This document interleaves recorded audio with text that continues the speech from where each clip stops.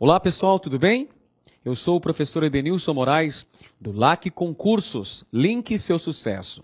E estamos aqui para dar continuidade ao nosso módulo de História do Brasil. E desta vez iremos abordar o período imperial brasileiro. Um período fundamental para se compreender as transformações políticas, econômicas e sociais processadas nesse contexto histórico ao longo do século XIX, correspondendo ao primeiro reinado, ao período regencial e ao segundo reinado. Temos então o período imperial brasileiro, período que está compreendido, está balizado entre 1840 e 1889. Este é o lapso temporal de duração do chamado período imperial brasileiro. Começa em 1822, começa em 1822 com a proclamação da independência e se estende até 1889 com a proclamação da República. É um período bastante extenso que está dividido em 3 fases. São elas, anote aí, entre 1822 e 1831, nós temos o período do primeiro reinado. Entre 1831 e 1840, temos o período regencial. E entre 1840 e 1889, temos o chamado segundo reinado. É esse contexto histórico fundamental para a compreensão da construção do Estado independente no Brasil que iremos abordar a partir de agora e você é meu convidado. Vejamos então, senhores, para começo de conversa, é preciso fazermos uma recapitulação do processo de independência política do Brasil. Sabemos que o Brasil alcançou a sua independência em 1822 e esse processo foi conduzido a partir de um acordo circunstancial que uniu os interesses político-econômicos das elites brasileiras e do príncipe regente português, Dom Pedro. Portanto, precisamos encarar a independência do Brasil como uma aliança política entre setores das elites brasileiras e o príncipe regente. As elites desejavam manter os seus privilégios econômicos e políticos, aproxima do príncipe regente português para promover a ruptura definitiva em relação a Portugal. Dessa maneira, nós temos o início do primeiro reinado. Uma consequência importante da independência do Brasil foi a manutenção da ordem socioeconômica herdada do período colonial. Ou seja, o Brasil mantém o latifúndio, a monocultura, o trabalho escravo e a economia agroexportadora. Dom Pedro é aclamado imperador do Brasil com o título de Dom Pedro I, protetor perpétuo do Brasil. Nesse contexto do início do primeiro reinado no Brasil, nós temos a ocorrência de algumas revoltas em províncias brasileiras. O caso da Bahia, da Cisplatina, do Grão-Pará, por exemplo. Essas revoltas ocorrem em razão da recusa de autoridades e militares portugueses que não aceitavam o reconhecimento de nossa independência. No caso, na Bahia, na província do Grão-Pará, essas autoridades portuguesas se recusam a aceitar o rompimento definitivo com Portugal. E na província Cisplatina, que havia sido anexada ao Brasil ainda durante o período joanino por Dom João, ocorre um movimento separatista em prol da independência da Banda Oriental. Nesse sentido, para combater essas revoltas e assegurar a consolidação da independência brasileira, Dom Pedro é obrigado a contratar soldados mercenários para reprimir esses movimentos. Diga-se de passagem, Essas revoltas contaram também com a participação das camadas populares, sobretudo das camadas populares dessas províncias onde ocorreram esses movimentos armados. Para custear a repressão a essas revoltas, para custear o pagamento desses soldados mercenários, Dom Pedro teve que elevar os impostos para manter a unidade territorial brasileira. E essa unidade, essa integridade territorial foi mantida. Observe com atenção, meu caro aluno, o mapa que mostra as localidades brasileiras em que ocorreram lutas pela independência, contrariando aquela velha tese de que a independência do Brasil foi um processo extremamente pacífico. Não foi. Definitivamente não foi sangrenta como os movimentos da América Espanhola, que foram guerras prolongadas e guerras muito violentas. No caso do Brasil, nós tivemos lutas em localidades específicas, no Grão-Pará, no Maranhão, Piauí, Bahia e província Cisplatina. Nessas localidades foi necessário a contratação de soldados mercenários para que Dom Pedro conseguisse reprimir essas revoltas, onde não se aceitava, onde não se reconhecia a independência do Brasil.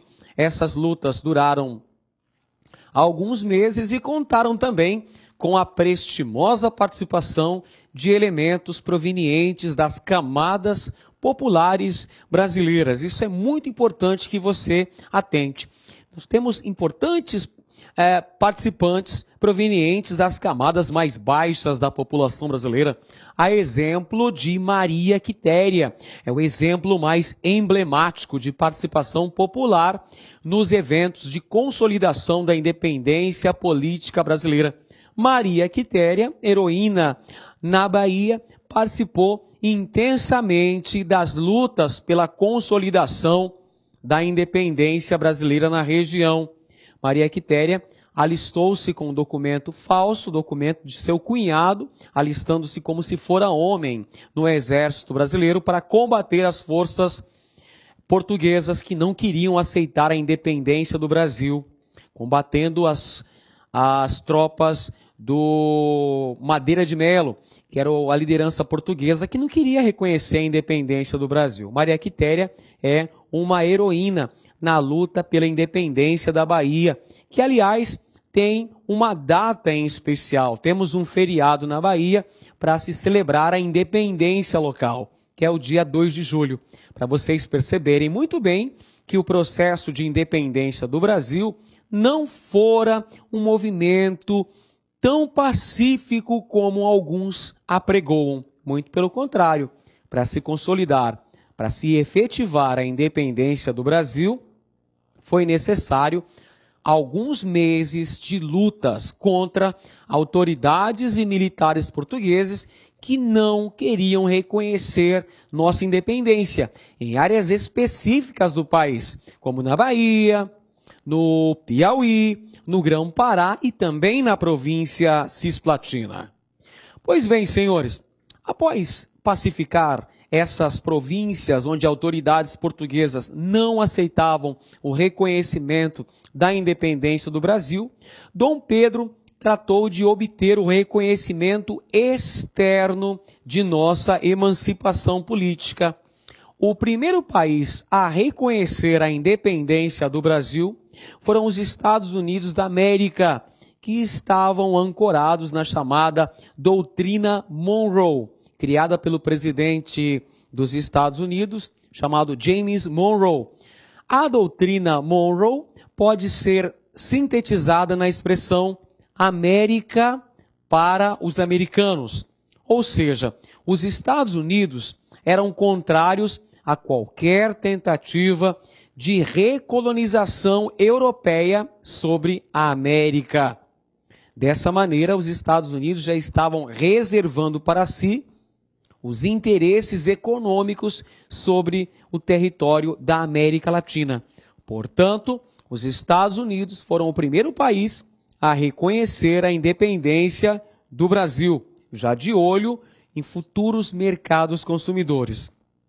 Portugal e a Inglaterra só reconheceram posteriormente a independência brasileira. Para os senhores terem uma ideia, Portugal irá reconhecer a independência do Brasil apenas após o Brasil se comprometer em pagar uma indenização de 2 milhões de libras esterlinas. O rei de Portugal, Dom João VI, apenas reconhece a independência do Brasil após o Brasil se comprometer a pagar essa indenização ao governo lusitano. E a Inglaterra, por sua vez, concede esse empréstimo para o Brasil, para que o Brasil obtenha o reconhecimento de Portugal, o reconhecimento de sua autonomia política, mas exige também a renovação dos tratados comerciais que em muito beneficiavam a economia inglesa. Dom Pedro é obrigado a renovar os contratos, os tratados, principalmente de 1810, Tratado de Comércio e Navegação, que dava muitos privilégios para os comerciantes ingleses, o que fazia com que suas mercadorias entrassem no mercado brasileiro pagando baixíssimos impostos. E Dom Pedro também se compromete em gradualmente colocar fim ao tráfico negreiro no Brasil. Entretanto, senhores, após a independência do Brasil, nós continuamos dependentes do ponto de vista econômico, uma vez que o país acabou contraindo muitos empréstimos para com o governo inglês. Aumenta a dependência econômica do Brasil, começa a nossa dívida externa. Feito isso, obtido o reconhecimento externo de nossa independência, um outro fato tornou-se preponderante para o governo de Dom Pedro I, que era justamente elaborar a nossa primeira Carta Magna. Por isso, em 1823, foi formada a Assembleia Nacional Constituinte, que se reuniu para redigir a primeira Carta Constitucional Brasileira. Temos em 1823 o lançamento de um projeto de Constituição que acabou sendo batizado como Constituição da Mandioca. Vejamos o que previa essa tal Constituição da Mandioca. Ela estabelecia, entre outras coisas, senhores, a submissão do poder executivo ao poder legislativo, ou seja, estabelecia fronteiras, limites ao poder imperial exercido por Dom Pedro I, limitava os poderes do imperador Dom Pedro I, estabelecia também o voto censitário e um critério especial para a participação política, que seria 150 alqueires de mandioca. O critério estabelecido para ter a participação na vida política deveria ser ter alqueires de mandioca. E por que isso? Um dos objetivos dos deputados constituintes era isolar politicamente os portugueses. Mesmo após a independência do Brasil, nós ainda temos uma participação expressiva da elite portuguesa nas questões políticas nacionais. Na formação da Assembleia Nacional Constituinte, nós temos esse embate entre a facção brasileira e a facção representante da elite portuguesa, com o objetivo de afastar os portugueses da vida política nacional. O que é que os brasileiros vão fazer? A elite brasileira estabelece um critério básico para a participação na vida política, que era ter 150 alqueires de mandioca. O objetivo era excluir os portugueses desse pleito, uma vez que a grande maioria dos portugueses era comerciante, ou seja, não possuía terras. Se não possuía terras, meus amigos, não tinham alqueires de mandioca. Não se esqueça que a mandioca era a alimentação básica da mão de obra escrava.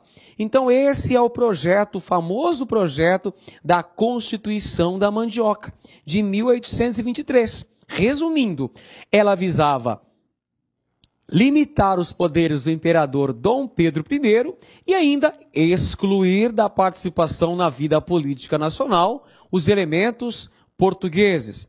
Evidentemente que Dom Pedro I não aceitou esse projeto. Esse projeto acabou sendo recusado e a Assembleia Constituinte foi fechada pelo imperador. Por que razão? Porque ela ousou tentar limitar os poderes do imperador, que já havia dito que prometia respeitar e honrar a Constituição, desde que ela fosse digna dele. Só nessa frase a gente já percebe o caráter autoritário que Dom Pedro iria assumir a partir de então.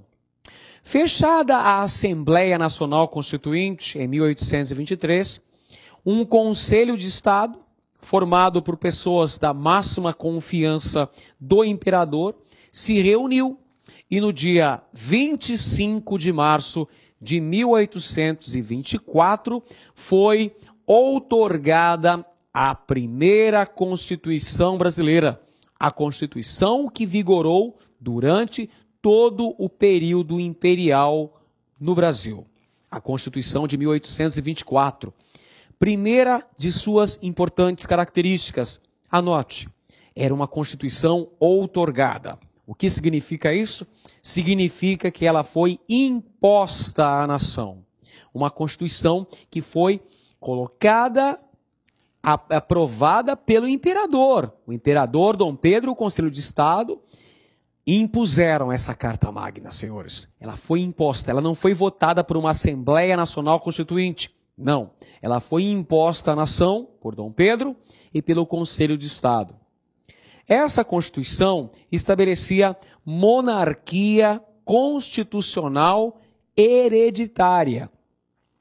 Estabelecia também o catolicismo como a religião oficial do Estado. Apresentava a Igreja atrelada ao Estado, através do sistema de padroado e beneplácito. O que significa dizer isso, meus amigos? Significa que através do sistema de padroado, as determinações da Igreja Católica, vindas de Roma, vindas do Papa, só teriam validade no Brasil, desde que contassem com a autorização do imperador Dom Pedro I. E através do sistema de padroado também, o imperador tinha o direito de escolher os bispos. Perceba que havia uma relação muito próxima. A igreja estava atrelada ao Estado. Uma outra característica também muito importante da primeira Constituição brasileira foi o estabelecimento de 4 poderes. Exatamente, não 3 poderes como nós temos atualmente. Atualmente nós temos o poder executivo, o poder legislativo e o poder judiciário. Pois bem, senhores, na primeira Constituição nós tínhamos um poder a mais. O poder a mais era justamente o poder moderador. E adivinhem os senhores quem é que exercia o poder moderador, instrumento através do qual controlava-se as outras esferas de poder, os outros 3 poderes. Exatamente. Se você respondeu que era o imperador, você acertou na mosca. O poder moderador era exercido pela figura do imperador Dom Pedro I. Então nós temos 4 poderes: executivo, o legislativo, que era bicameral, ou seja, apresentava 2 câmaras, a Câmara dos Deputados e o Senado. O Senado, diga-se de passagem, era vitalício, além do poder judiciário e do poder moderador. O poder moderador, que aqui está, era exercido pelo imperador Dom Pedro I.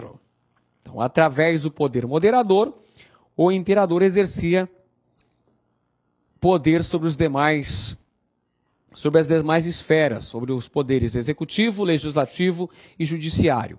Outro critério estabelecido por essa Constituição foi o voto censitário. Atenção, outra característica muito importante, uma característica fundamental da Carta Magna de 1824. Voto censitário, ou seja, havia um critério para a participação na vida política nacional. Voto censitário e indireto. Olha o critério de renda, senhores. 100 mil réis. 100 mil réis era a renda mínima para que o cidadão tivesse direito ao voto no Brasil durante o período imperial. Temos aqui um organograma da Constituição de 1824, estabelecendo todos os poderes, os 4 poderes. Vocês podem perceber que nós temos 3 poderes. O legislativo, é o executivo e é o judiciário. 3 poderes que estão na mesma esfera de força, mas nós temos um poder acima deles, o poder moderador, que era exercido justamente pela figura do imperador. Perceba, meu caro aluno, ao mesmo tempo que o imperador exercia o poder executivo nacional, cabia a ele também o exercício do poder moderador. O poder legislativo, como nós já dissemos, apresentava 2 câmaras. A Assembleia Geral, que apresentava a Câmara dos Deputados e o Senado. São 2 câmaras. Câmara dos Deputados e o Senado, que fazia parte da chamada Assembleia Geral ou Parlamento Brasileiro. No Poder Executivo, nós temos a figura do imperador e também do Conselho de Estado. E no Poder Judiciário, nós temos o Supremo Tribunal de Justiça. Como Poder Executivo, ainda temos nas províncias os presidentes de províncias e os conselhos provinciais. Essa é a organização dos poderes de acordo com os preceitos da Constituição de 1824, os 4 poderes do Império. A Constituição de 1824 assegurava muitos direitos individuais, mas na prática o governo de Dom Pedro I desrespeitava a maioria deles. O poder executivo era exercido pelo imperador, que nomeava e demitia ministros sem prestar contas a ninguém. O poder legislativo, olha só como é que funcionava. O imperador escolhia os senadores a partir de uma lista tríplice, indicada por cada província brasileira. E a partir daí, ele poderia decretar a dissolução da Assembleia Geral do Império, ou seja, o parlamento formado por deputados e senadores. E tínhamos ainda o poder judiciário. Entretanto, era o imperador que nomeava e demitia juízes ao seu bel prazer. Ou seja, podemos perceber claramente que o poder estava praticamente sendo utilizado de uma maneira autocrática pelo imperador. Tinha grandes poderes em suas mãos. A Constituição de 1824 estabelecia importantes mecanismos de controle do poder político nas mãos do imperador. Ainda de acordo com a Constituição de 1824, quem votava no país? Lembramos que o voto era censitário, havia um critério de renda, 100 mil réis anuais para ter direito ao voto. Vamos lembrar mais uma vez que o voto era masculino para maiores de 25 anos, ok? Então nós temos, de cada 30 homens, 14 eram escravos e não podiam votar. Claro, os escravos estavam completamente excluídos de qualquer participação política, nem eram vistos como cidadãos. Dos 16 livres, 10 não tinham renda suficiente para votar.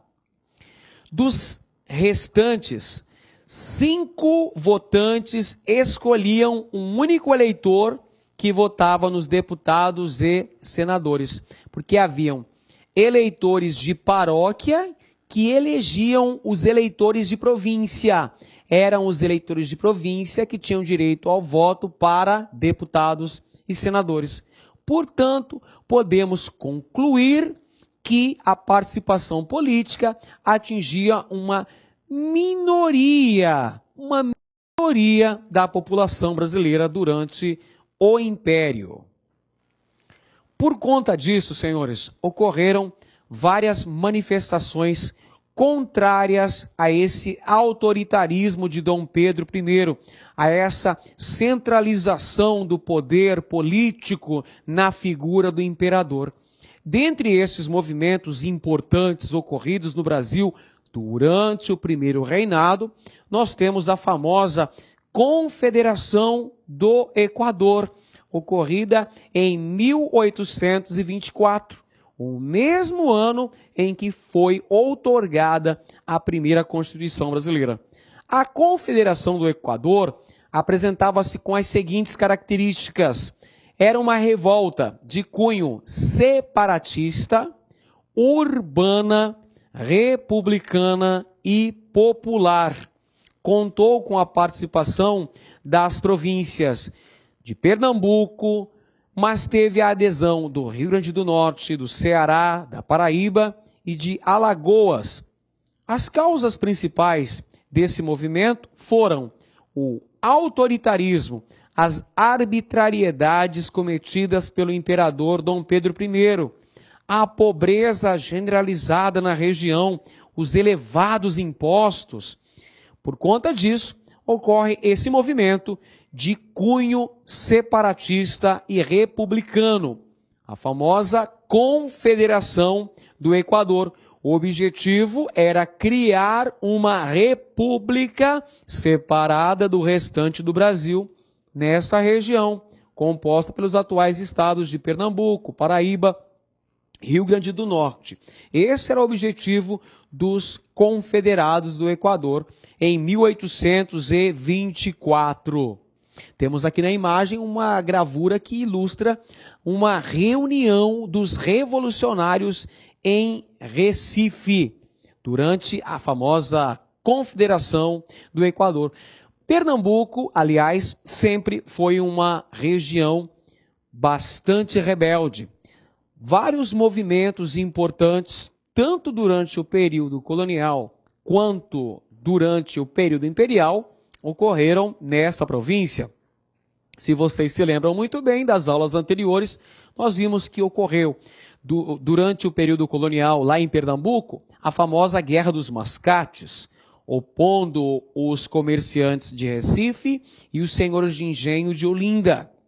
Também lá em Pernambuco ocorreu a Revolução Pernambucana de 1817, que é a última tentativa frustrada de independência do Brasil.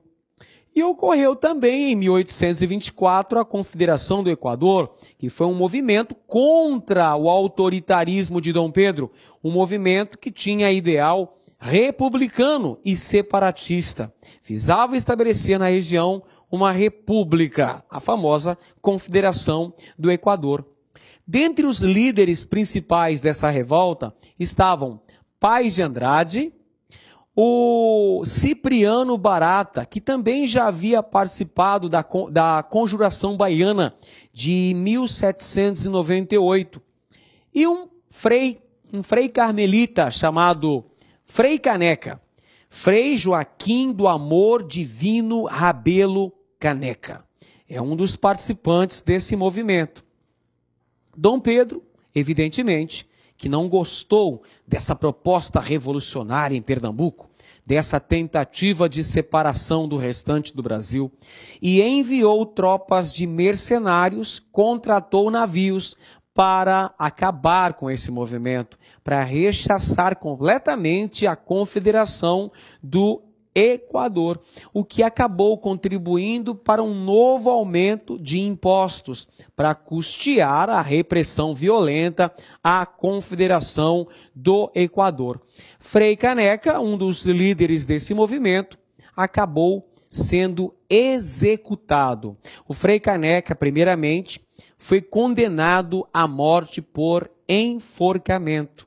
Entretanto, não foi possível enforcá-lo porque não se encontrou um verdugo para exercer essa função, para executar o Frei Caneca. Sendo assim, ele teve que ser colocado no paredão de fuzilamento. Foi executado, foi fuzilado o Frei Caneca, um dos líderes da Confederação do Equador. Aí está ele, o Frei Caneca, no momento de sua execução. E esta aqui é a bandeira da Confederação do Equador, que visava estabelecer uma república nessa região de Pernambuco, uma república separada do restante do Brasil. Dom Pedro I acabou reprimindo violentamente esse movimento e os líderes, dentre eles o Frei Caneca, Frei Joaquim do Amor Divino Rabelo, Frei Caneca, foi executado. Pois bem, senhores, do ponto de vista econômico, o açúcar ainda predominava como principal produto agrícola de exportação do Brasil. Vamos observar com atenção este gráfico mostrando as principais exportações do Brasil de 1821 até 1830, contexto histórico que engloba o chamado período do Primeiro Reinado. Então nós temos como principais produtos o açúcar, que apresentava 30,1% das exportações nacionais. Abaixo dele vinha o algodão, com 20,6%. Mais abaixo ainda o café, que já ia despontando como um produto agrícola importante, com 18,4%. Mais abaixo, produção de couro, 13,6%. E a produção de fumo, 2,5%. Veja só que detalhe interessante. Para cada 100 libras, moeda inglesa, a mais importante do mundo nessa época, que o Brasil adquiria exportando cerca de 30,1 libras, vinham das vendas do açúcar para outros países. Note que surgiu um novo produto da economia brasileira nessa época. Que produto é esse? É o café. Durante o início do período imperial brasileiro, o açúcar continuava sendo o produto top de linha, o principal produto de exportação do Brasil. Entretanto, senhores, isso é muito importante, já vinha surgindo um novo produto na economia nacional, que é o café. Esse produto vai passar por um grande crescimento, sobretudo durante o Segundo Reinado, quando o café vai assumir o posto de principal produto agrícola de exportação do Brasil. Lembrando que nós tínhamos uma agroexportação, nós tínhamos uma economia eminentemente agrícola. Bom, do ponto de vista da questão das finanças, também é importante perceber o seguinte: mesmo que o Brasil apresentava produtos importantes de exportação, dentre eles o açúcar, que era o número 1, o Brasil ainda importava muito mais do que exportava. Com isso, a balança comercial brasileira apresentava sempre um saldo negativo.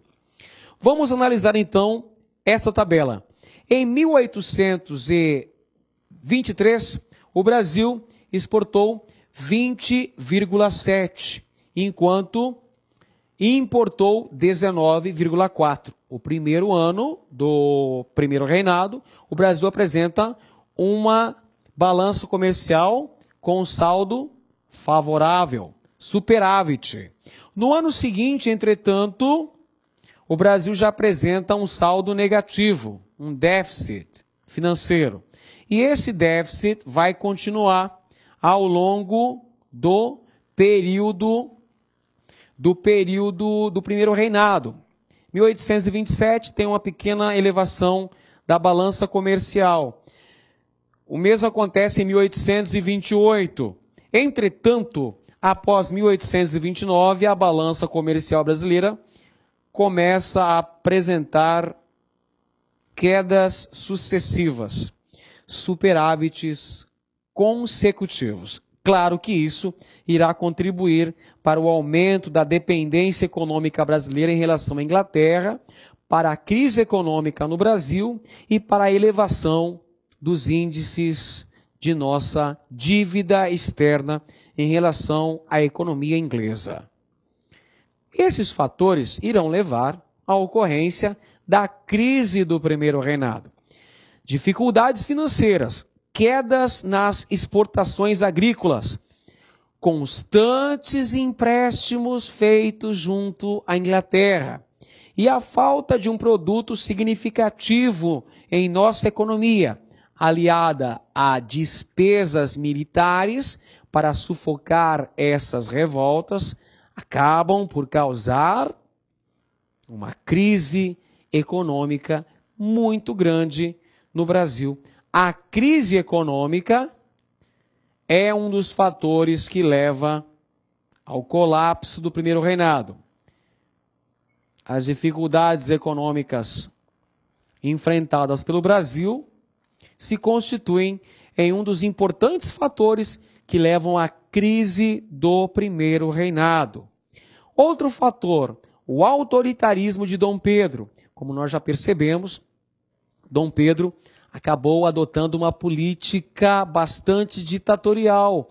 Ele outorgou uma constituição, ele estabeleceu o poder moderador, reprimiu violentamente a Confederação do Equador, inclusive executando o Frei Caneca, um de seus principais líderes, elevou absurdamente a cobrança dos impostos no Brasil, levou o país a uma grave crise econômica. Todos esses fatores acabaram causando o aumento da impopularidade do imperador Dom Pedro I, que recebia severas críticas por parte da imprensa. A imprensa criticava severamente a figura do imperador, por conta de suas arbitrariedades, de seus excessos cometidos.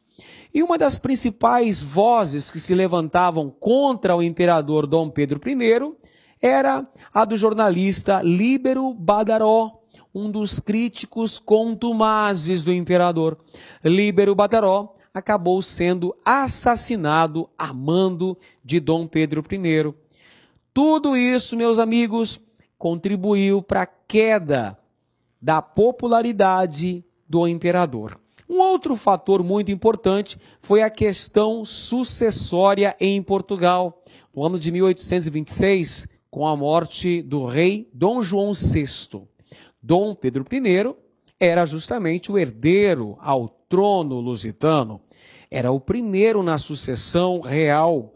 Entretanto, ele já ocupava o cargo de imperador do Brasil.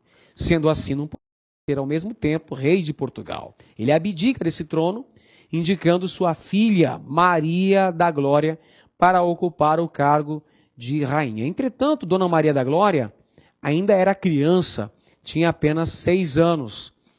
Sendo assim, Dom Pedro I indica o seu irmão, Dom Miguel, para ser o tutor de Dona Maria da Glória, podendo inclusive casar-se com ela assim que ela se tornasse maior de idade, para ser o rei consorte de Portugal.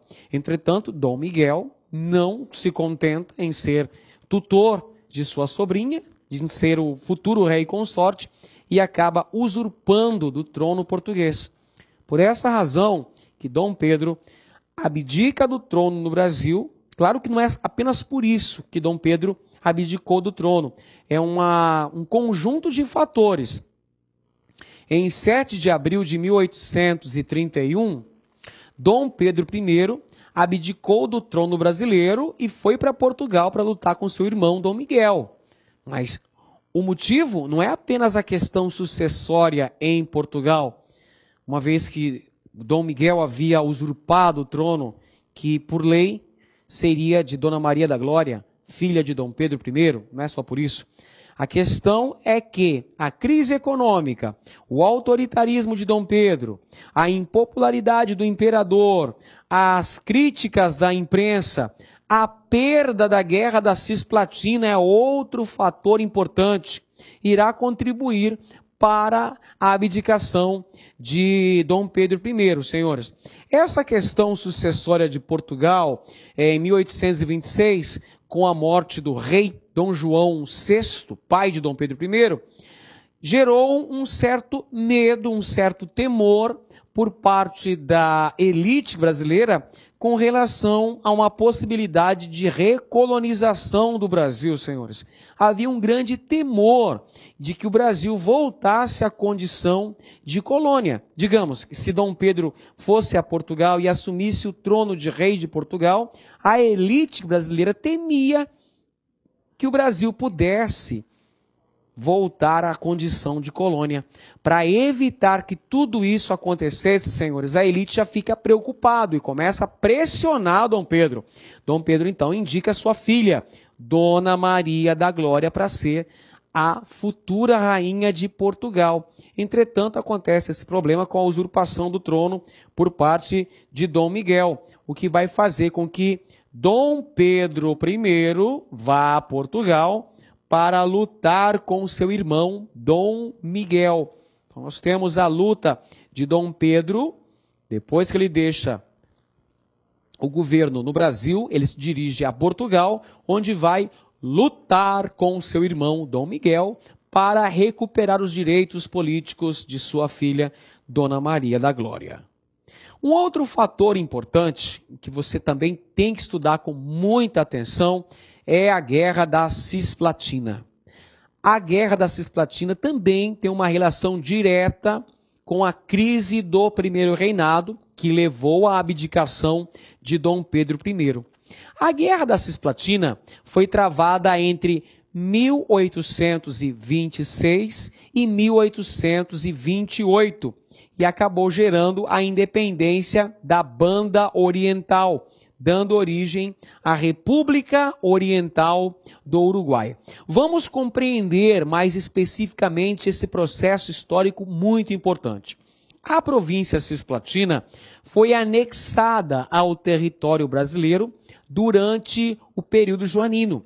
Dom João VI enviou forças militares que invadiram e incorporaram a província cisplatina ao território brasileiro. Entretanto, os habitantes da Banda Oriental nunca se sentiram pertencentes do Brasil, muito pelo contrário, eles possuem uma cultura diferente, falam o espanhol, então eles sempre alimentaram o desejo de independência.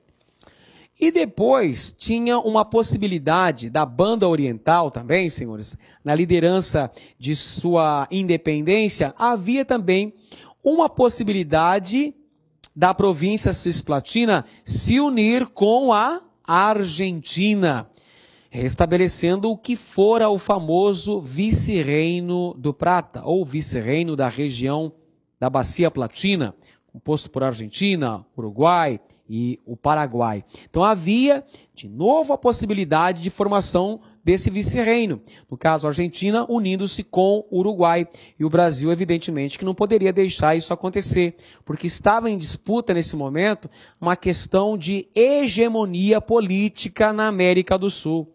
Sendo assim, o Brasil vai organizar um poderoso exército, vai contratar mercenários, vai construir navios, vai gastar muito dinheiro para tentar evitar a independência da província cisplatina.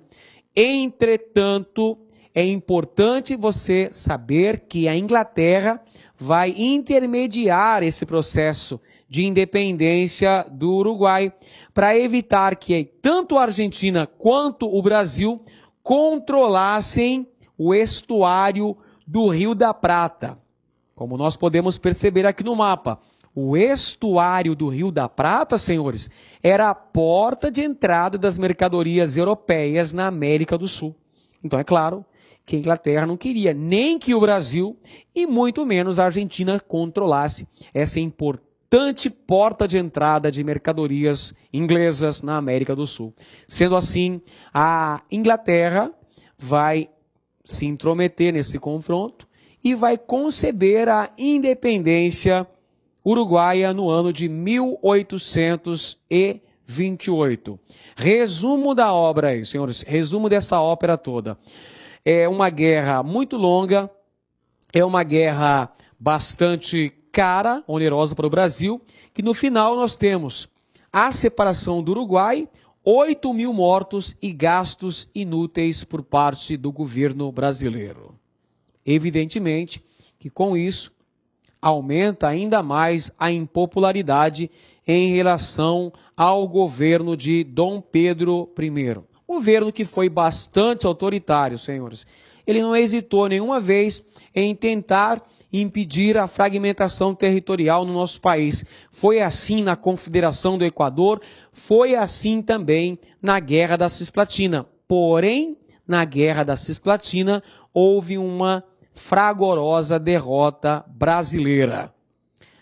Então, nós temos o desgaste cada vez maior da figura do imperador brasileiro. A derrota na Guerra da Cisplatina, o assassinato do Frei Caneca, o assassinato do jornalista Líbero Badaró em São Paulo, tudo isso fez crescer ainda mais o ódio em relação a Dom Pedro I. E o outro fator também que causava uma grande impopularidade do imperador era o seu desregramento moral. Dom Pedro possuía uma série de amantes, uma série de aventuras extraconjugais, mas a principal de suas amantes, a amante número 1, era a Marquesa de Santos, a amante oficial do imperador Dom Pedro. Isso também era um fato que aumentava ainda mais, que desagradava ainda mais a população brasileira. Com isso, nós temos a ocorrência em março de 1831 da famosa Noite das Garrafadas. A Noite das Garrafadas foi um evento muito emblemático do ocaso do primeiro reinado, do final do primeiro reinado. Dom Pedro vinha de Minas Gerais. Lá em Minas Gerais ele fora muito mal recebido. Ocorreram muitos incidentes. Os mineiros não recepcionaram muito bem Dom Pedro, que foi para lá pacificar uma revolta. Quando ele retorna à capital do Brasil, ao Rio de Janeiro, os portugueses, aliados políticos do imperador, vão recepcionar o monarca brasileiro, concedendo uma série de festas, uma série de eventos. A cidade ficou iluminada, os portugueses queriam recepcionar muito bem o imperador Dom Pedro I. Entretanto, os brasileiros vão estragar essa recepção, vão estragar essa festa, e ocorrem uma série de confrontos envolvendo portugueses, partidários de Dom Pedro I, e os brasileiros que queriam estragar a festa. Esse evento histórico acabou ficando conhecido como a Noite das Garrafadas. E daí nós temos ainda o maior desgaste da figura de Dom Pedro I. Dom Pedro I, ele ao longo de seu governo se aproximou em demasia dos elementos portugueses. Durante o primeiro reinado nós temos duas facções políticas antagônicas, o grupo português e o grupo da elite brasileira. Dom Pedro, ele se aproxima muito mais dos elementos lusitanos, dos portugueses, do que elementos da elite brasileira. Claro que isso gerava uma ciumeira muito grande por parte das elites nacionais, que estavam descontentes com essa aproximação exagerada do imperador com a elite portuguesa. Com isso, nós vamos ter o aumento das críticas na imprensa contra o imperador, fato este que vai tornar insustentável a permanência de Dom Pedro I no poder, levando-o a abdicar do trono em 7 de abril de 1831. Dom Pedro desiste de ser imperador do Brasil em favor de seu filho Pedro de Alcântara, que aqui está, que na época era uma criança de 5 para 6 anos de idade. Evidentemente, não podia ainda assumir o trono brasileiro. E qual é a saída encontrada? De acordo com a Constituição, como Dom Pedro de Alcântara, o herdeiro do trono brasileiro, ainda era menor de idade, são convocadas regências para administrar o Brasil durante esse período de transição. Durante a menoridade de Dom Pedro de Alcântara, o Brasil será governado por regentes. Esse período se estende ao longo de 9 anos, entre 1831 e 1840. Então, logo após a abdicação de Dom Pedro, diante da impossibilidade do herdeiro, Dom Pedro de Alcântara, assumir, nós temos a formação das regências no Brasil. Olá, meus amigos! E aí, gostou da nossa videoaula?